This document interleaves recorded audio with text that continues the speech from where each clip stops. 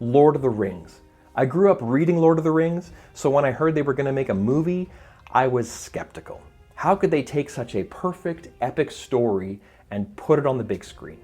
Starring Elijah Wood, Viggo Mortensen, Ian McKellen, and a long list of other actors, and directed by Peter Jackson, I had high expectations for this movie. Sitting in the theater, watching the opening scene of the first movie, I was actually pleasantly surprised.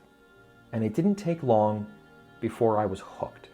This trilogy is really one long movie. It tells the story of a hobbit named Frodo Baggins who journeys across the world in order to destroy a magic ring. There is so much more to this movie than that, but that's really the heart of the whole story. It's about the people Frodo meets along the way and the role that each of them plays in this epic clash between good and evil.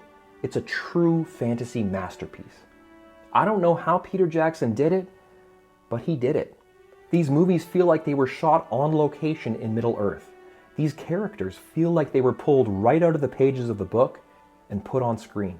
The movies still don't quite capture the magic and mystery of the books, but boy do they ever come close. I have so many favorite scenes, but they all have one thing in common, in that they are these moments where we catch our breath, finding peace and tranquility within the chaos all around.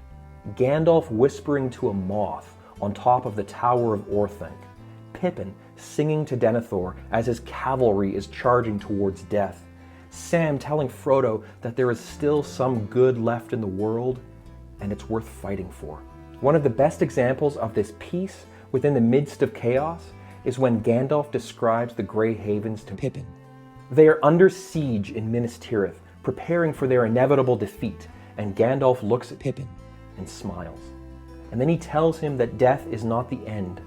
Gandalf describes white shores, a swift sunrise, and the world they will venture to after we leave this one behind. He's describing life after death, and it resonates with me so much. This movie is nothing if not a love letter to J.R.R. Tolkien and his world, characters, and story.